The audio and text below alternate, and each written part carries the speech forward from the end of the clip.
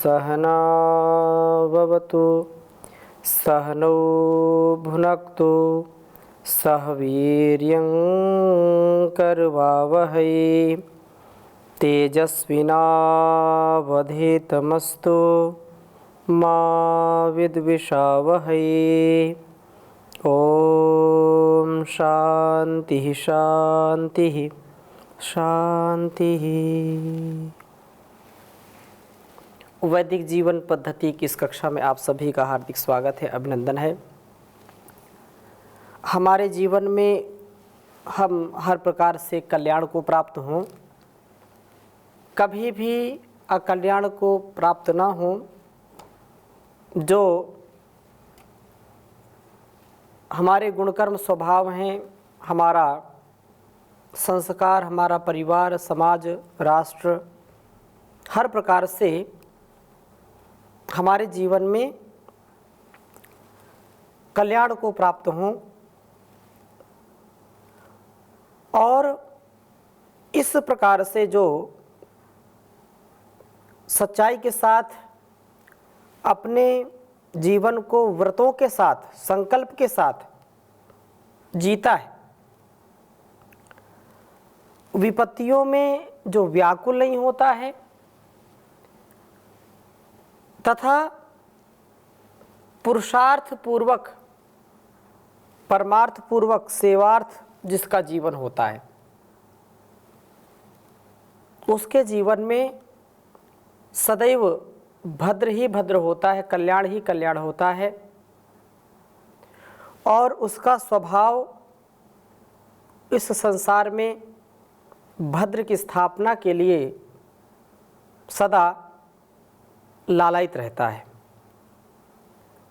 स्वयं भी कल्याणकारी कर्मों को करता है और दूसरों को भी उसके लिए प्रेरित करता है। हम ऐसा जीवन जी पाएं, इसके लिए हमको स्वयं भी पुरुषार्थ करना चाहिए।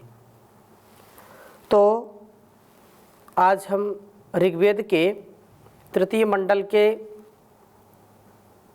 9वें सूक्त का 7वां मंत्र है, उसकी चर्चा करेंगे। बहुत ही सुंदर वेद मंत्र है। पहले मैं इसको लिखता हूँ, फिर चर्चा करता हूँ आपके सामने। ओम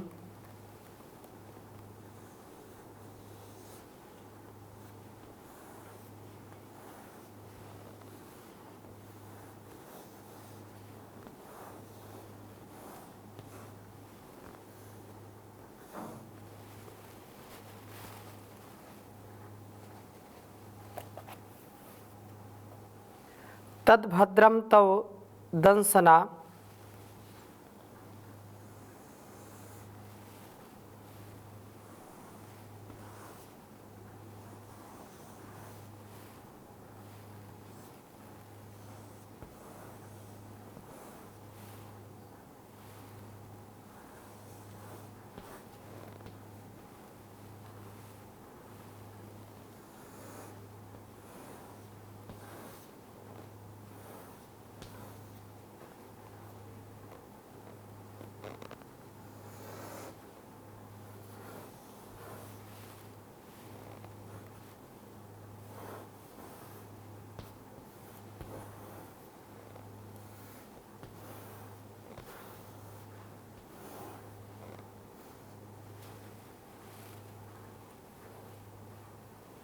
पाकाय चिच्छादयति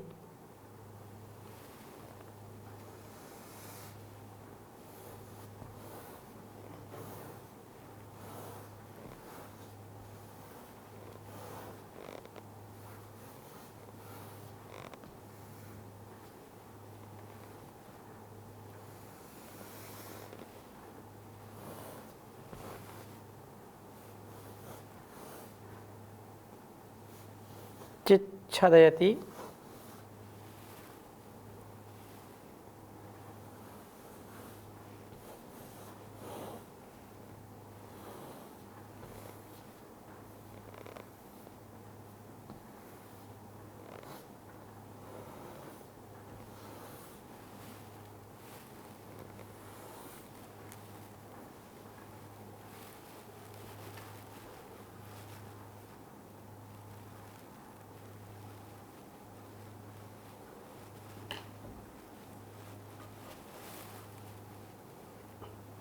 त्वां यदग्ने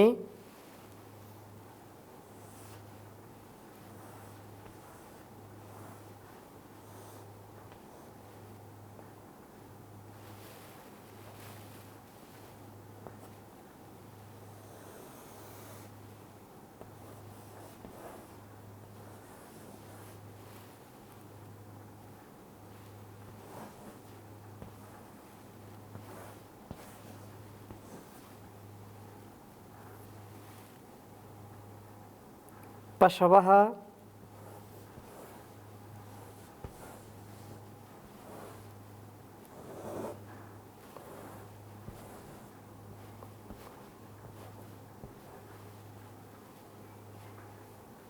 समासते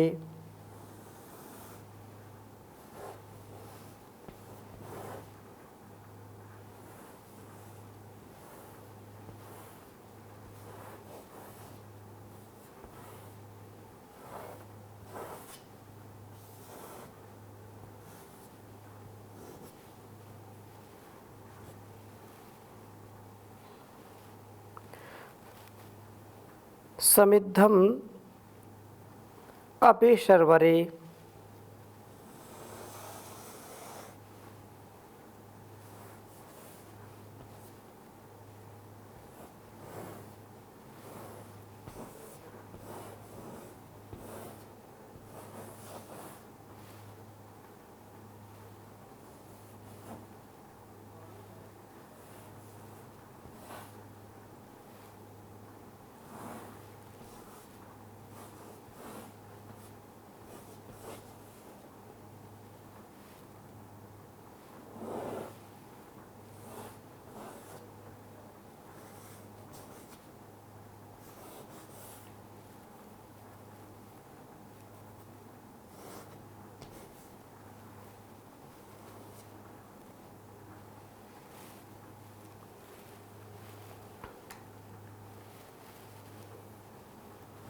तीसरे मंडल के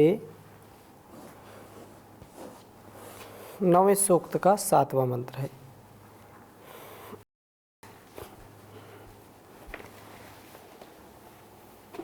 ओम तद्भद्रं तव दंसना पाकाय चिच्छदयति त्वां यदग्ने पशवः समासते समिद्धमपि शर्वरे।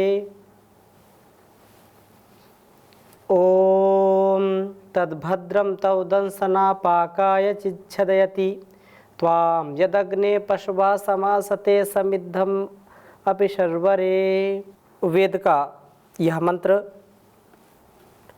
भद्रम अर्थात कल्याणकारी जीवन जीने की प्रेरणा देता है। कहा तद्भद्रम, पहला ही वेद मंत्र का जो भाव है, तद्भद्रम कल्याण व सुख यही है, वास्तव में यही है। क्या? तब दंसना तेरे कर्मों से, अर्थात तेरे पुरुषार्थ के होने पर पाकाय जीवन ठीक से परिपाक हो सकने के लिए चित निश्चय से छदयति वे प्रभु तुझे धन से परिवृत करने वाले होते हैं। प्रभु तुझे तेरे पुरुषार्थ के अनुपात में धन प्राप्त कराते हैं। यह बात बिल्कुल हमको सुनिश्चित कर लेनी चाहिए कि जिसके जीवन में सच्चाई के साथ, ईमानदारी के साथ, सात्विक पुरुषार्थ के साथ यह स्वभाव बना लेता है, चाहे धन कमाने का, चाहे विद्या प्राप्त करने का, तो जितना जितना वह पुरुषार्थ करता जाता है, अपने श्रेष्ठ कर्मों की कमाई अपने साथ बढ़ाता जाता है, तो प्रभु उसको हर प्रकार के धन से, हर प्रकार की समृद्धि से युक्त कर देते हैं, सभी प्रकार के दोषों से मुक्त कर देते हैं। क्योंकि यदि इस संसार और इस जीवन, इस शरीर की हम कल्याण की कामना चाहते हैं, कल्याण इसका, शरीर का, आत्मोन्नति का यदि द्वार उद्घाटित करना चाहते हैं तो हमको सात्विक पुरुषार्थ करना ही पड़ेगा। पुरुषार्थ की पराकाष्ठा में जाना पड़ेगा, और ऐसा जब होता है तो जीवन का ठीक ठीक परिपाक होता है, हमारा जीवन परिपक्व अवस्था को प्राप्त होता है। अपरिपक्वता, अध कचरा ज्ञान हमको पतन की ओर ले जाता है, हमको अहंकारी बना देता है, हमको दोष से युक्त कर देता है। इसलिए हम पुरुषार्थ करें, और पुरुषार्थ करने पर उस विधाता का जो विधान है, उसका जो संविधान है, यदि हमने ठीक प्रकार से परिश्रम किया है, मेहनत की है, तो वह हमको कभी भी असफल नहीं करता। कभी भी हमारे मन में निराशा का भाव उत्पन्न नहीं होना चाहिए। उसकी व्यवस्था में हमको पूरा विश्वास रखना चाहिए। तो यही बात यहाँ पर कही है कि पुरुषार्थ से धन जो है प्राप्त करना, धन की उन्नति होना, यह पुरुषार्थ के कारण हो पाता है। और व्यर्थ में जो राजसिक और तामसिक पुरुषार्थ करते हैं, जो बिना पुरुषार्थ के मिला हुआ पुरुषार्थ नहीं किया और दूसरों के धन की, संपत्ति की, दूसरों के ऐश्वर्य की चाहना करते हैं, तो वह धन उनके लिए व्यर्थ ही होता है, उनको कष्ट ही देता है। बिना कमाई किया हुआ, बिना पुरुषार्थ किया हुआ व्यर्थ का जो अर्थ है वह अनर्थ करके जाता है। इसलिए अनर्थता का कारण हम अपने इस धन को ना बनाएं, लोभ लालच ना करें। हे अग्नि, हे प्रगतिशील जीव, दूसरी भद्रता की बात यह है कि त्वाम, तुझे पशवः समासते, गौ आदि पशु समीपता से प्राप्त होते हैं। गाय वास्तव में अतिशय कल्याणकारी पशु है। गाय को इसलिए माता कहते हैं क्योंकि माँ के समान वह भरण पोषण करती है। गोघृत, गोदुग्ध, नवनीत, छाछ आदि जो भी हम प्रयोग करते हैं, जिस घर में पशुपालन होता है, जिस घर में गाय होती है, गाय का पालन किया जाता है, वह घर रोगों से, दोषों से बचता है। जिस घर में गोमय से लेपन होता है, उस घर में बैक्टीरिया और जो कीटाणु हैं वो नष्ट हो जाते हैं। भोजन सात्विक होता है, शुद्ध होता है, और भोजन में जब हम गाय का दुग्ध, दही, छाछ, मट्ठा, मक्खन, घृत आदि का प्रयोग करते हैं तो उससे हमारा शरीर भी बलिष्ठ होता है, रोगों से, दोषों से बचते हैं। इसलिए पुराने समय में, प्राचीन काल में जितना पशुधन जिसके पास होता था उतना ही उसको धनवान, उसको हर प्रकार से समर्थ माना जाता था। तो कहा कि यदि जीवन की भलाई में आप रुचि रखते हैं तो पशुपालन अवश्य रखें, समीपता से ये प्राप्त हों। गौ तेरा दाहिना हाथ होती है तो घोड़ा तेरा बायां हाथ। ये पशु तेरे जीवन में ब्रह्म व छत्र के विकास का कारण बनते हैं। गाय कितना उपकार करती है मनुष्य जीवन के ऊपर और इस समष्टि के लिए कितना करती है, महर्षि देव दयानंद जी ने गो करुणा निधि एक बहुत ही पतली सी पुस्तक, छोटी सी पुस्तक लिखी है। और एक गाय अपने पूरे जीवन भर में कितना उपकार करती है इस संसार का, कितने परिवारों का भरण पोषण करती है, पूरा उन्होंने दिया हुआ है। कभी अवसर मिले तो अवश्य पढ़ें गो करुणा निधि। तो इस प्रकार से गाय की विद्यमानता, गोपालन, पशुपालन हमारे विकास को, इस समाज और राष्ट्र के उत्थान को सुनिश्चित करते हैं, आर्थिक व्यवस्था को सुदृढ़ करते हैं। तीसरी बात यह है कि शर्वरे अपि, कहते चारों ओर अंधकार होने पर भी, डार्कनेस होने पर, डार्कनेस हो जाए, चारों ओर अंधकार है, अज्ञान है, अभाव है, अंधकार होने पर भी समिद्धम, तेरे अंदर ज्ञान दीप्ति होती है, तेरा हृदय प्रकाशमय होता है, बाहर विषाद के होने पर भी तेरे अंदर प्रसाद होता है। बाहर विषाद है लेकिन मेरे अंदर प्रसाद है। प्रसादे सर्व दुखानाम हानिरसोपजायते प्रसन्न चेतसो ह्याशु बुद्धि पर्यवतिष्ठते। जब हम अंदर के प्रसाद से, अंदर के निर्मल स्वभाव से, प्रसन्नता के साथ, उत्साह के साथ जीवन को जीते हैं तो निसंदेह अति उत्तम जीवन हम जी पाते हैं, अतिशय कल्याण हो पाता है। तो बाहर विषाद होने से भी हमारे अंदर विषाद प्रवेश नहीं कर पाता, अंदर प्रसाद होता है, प्रसन्नता होती है, सामर्थ्य और सहज उत्साह की स्थिति होती है।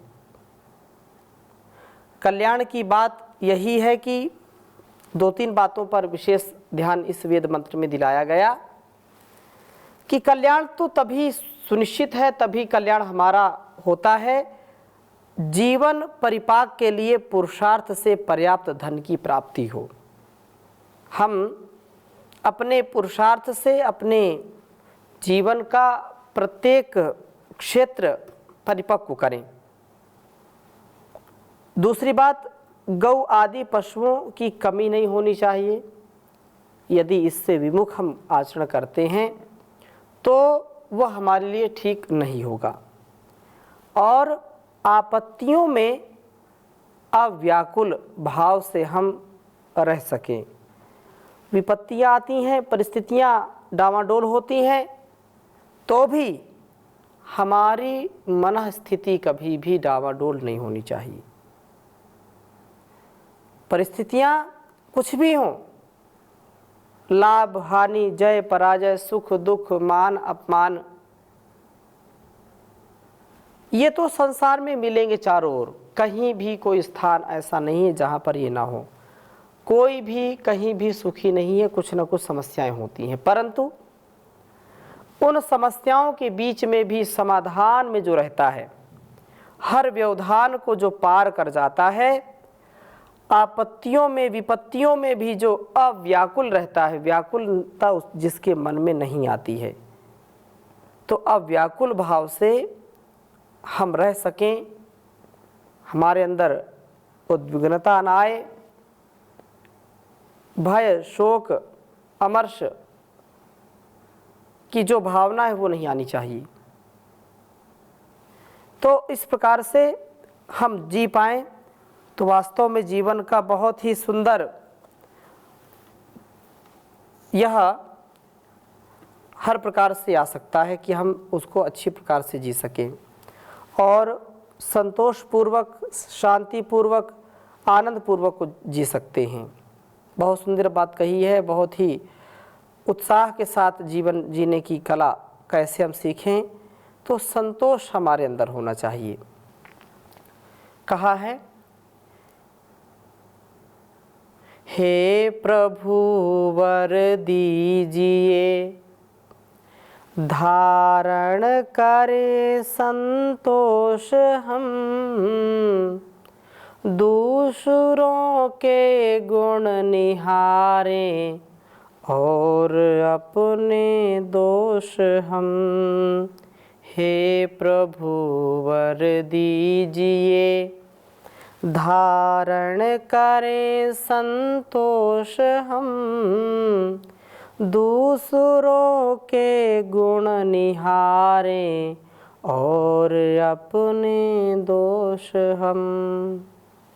सत्य शुद्धाचार सद व्यवहार करते के धनी, सत्य शुद्धाचार सद्व्यवहार के होवें धनी, शुभ गुणों से कर सके भरपूर अपना ये स्तम, शुभ गुणों से कर सके भरपूर अपने को हम।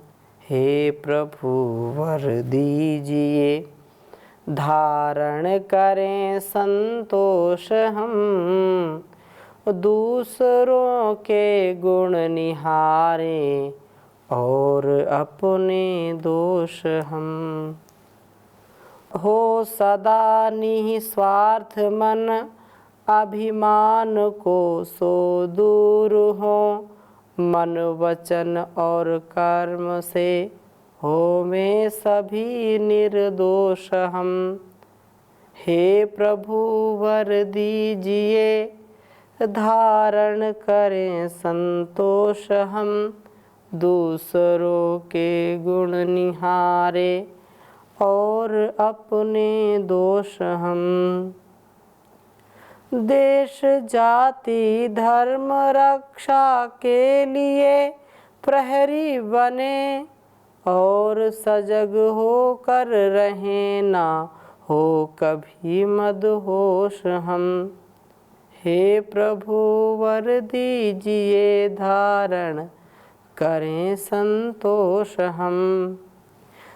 काप जाए वेद निंदक नास्तिकों की टोलियाँ, ऊंचे स्वर से ही बोलें वैदिक धर्म का जय घोष हम।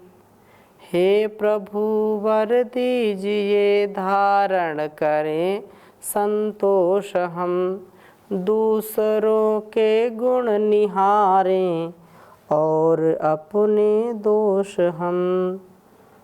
दुर्गुणों को छोड़ देवे, पथिक मन को जीत लें, इंद्रियों के दमन में पूरा दिखावें जोश हम। इंद्रियों के दमन में पूरा दिखाएं जोश हम। हे प्रभु वर दीजिए, धारण करें संतोष हम, मन वचन और कर्म में होवें सभी निर्दोष हम। दूसरों के गुण निहारें और अपने दोष हम। तो जिंदगी का यही ध्येय है कि सर्वे भवन्तु सुखिनः, सर्वे सन्तु निरामयाः, सर्वे भद्राणि पश्यन्तु मा कश्चित् दुःख भाग् भवेत्। तो हम दूसरों के हित के लिए, दूसरों की भलाई के लिए आगे बढ़ें और ऐसे आगे बढ़ें जो इतिहास गढ़ने वाले हों, केवल इतिहास पढ़ने वाले ना हों। प्रभु का वरदान, प्रभु का जो सर्वशक्तिमान है वह, उसका सदा सर्वदा चिंतन करते रहें और ऐसा चिंतन जो हमारे जीवन को महान बना देता है, नर से नारायण, मानव से महामानव और एक साधारण व्यक्ति से विशेष व्यक्ति बना देता है। तो आज की कक्षा को इन्हीं शुभ भावों के साथ यहीं पर विराम लेते हैं, समाप्त करते हैं। शेष चर्चा नए मंत्र के साथ अगली कक्षा में करेंगे। ओम शांति शांति शांति।